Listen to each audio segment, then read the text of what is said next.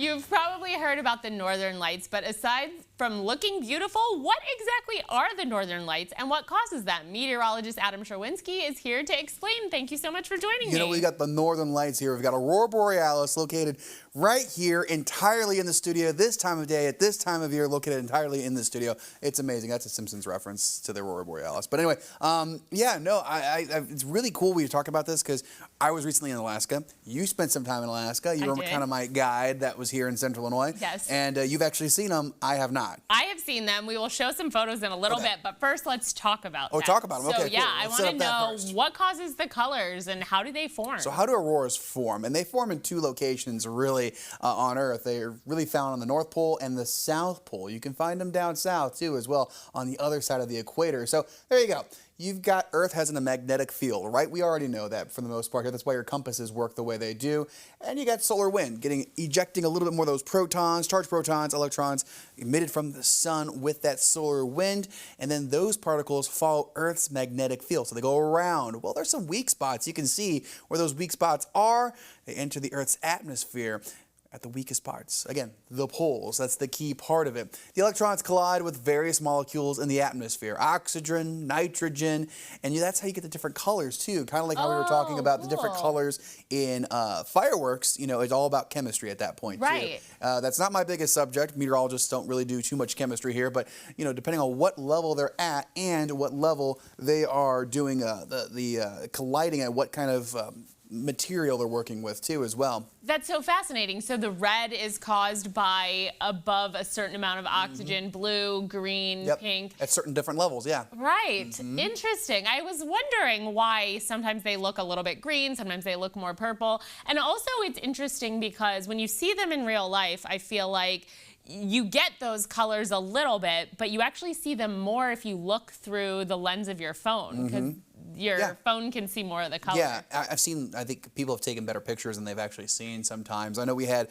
a couple instances here within the last couple of years where we've had those kind of short bursts. We can see a little bit of the Northern Lights over the horizon here. Nothing as beautiful as probably what you've seen up in Alaska or you would see up in the Antarctic and the Arctic as well. So, I mean, those are the things we're kind of not seeing as much here, obviously, because look where we're at. We're kind of in the mid-latitudes, not the best spot. Magnetic field is pretty strong here, so you're not going to see them just magically happen. Yeah, well, I did see them in Alaska. We can look at, I have like a little video that I did. That's me and my husband looking at the Northern Lights. You can see them behind us.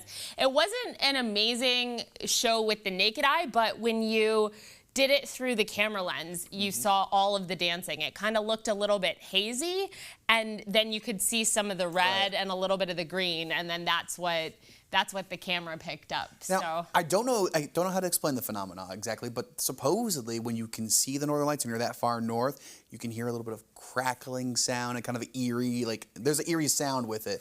Hard to describe. Hard to describe, and I don't really have the sound with me right now. But my question is, did you hear that when you were doing it? I was on a ship. I was living on a ship at the time, so I heard most of the ocean waves. Let's go to the buffet after this. Let's go play some shuffleboard. Well, being crew, though, I had some secret spots where we could go and watch from, but you did still hear the ocean waves more than. And I didn't really know to listen for that, so that's a really good, fun fact to know for next time. It's kind of like you hear like crackling a little bit. I mean, I've heard it's pretty weird. Not everyone experiences it either. You gotta have a keen ear. I asked Jacob, and for those who don't know, Jacob does have a hearing aid he has to wear every once in a while, to wear. So I asked, did you hear that, Jacob? He's like, well, no, Adam, because I can barely hear to begin with. And I'm like, it's fair. That's back when he was in Svalbard. He's got some amazing pictures when he was up north in Svalbard. I asked him, why did you go that far north in January? Purely for the Northern Lights. He loves the Northern Lights. So anytime they're mentioned, he gets excited about them. I'm kind of about them, but I do want to see them at some point too. Yeah, it's really cool to see, and so I'm excited to learn. I had no idea what caused the colors, so that's really interesting. And what is it that makes it so that we can see them? Like, is this something that happens on a regular basis, but we can only see them every so often? Or what makes it so we can see them is, I mean, if you're at the poles, you're going to see them almost all the time at night, especially in the winter time when, you know, Earth's axis is at that tilt. You're going to see it more in the winter at the North Pole. The summer, our summer, you're going to see it in the South Pole more. more, I mean, visibly. But a lot of it's because of timing, light, refraction. That's part of the reason why you don't see it in the middle of the day. If you see it in the middle of the day, then we've got other issues going on here that have nothing to do with the aurora borealis and the fact that it is dark in the middle of the day. Right. That's what I tell people. It's like, if you see stars in the middle of the day, there's either an eclipse or the sun is gone, and that's a whole different... Well, and that's the thing. When I saw them, it was like probably 1:30 in the morning. Right. I had actually already gone to sleep. Someone texted me and was like, hey, they're out. Come upstairs. Right. So, you know, and I didn't get to see them late either. at night. I didn't get to see them either.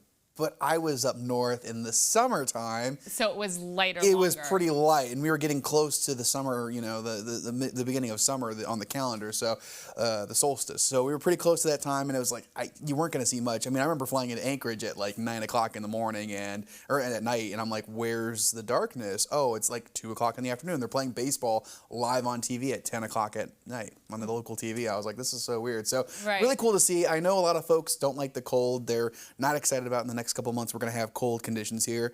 Trust me, it's really worth it to see these, though. If you want to go up north, brave the cold, it's worth it. And I've seen photographers that have said that it's 100% worth going out in the middle of the night in Alaska, in the middle of the wilderness, in the cold, just to get some good pictures. I mean, it's beautiful up there. Go. And now you know to listen for the sound. Well, yeah, and listen for the sound, too. Thank you, Adam. Thank you for the graphics, and thank you for all the information. I really appreciate it.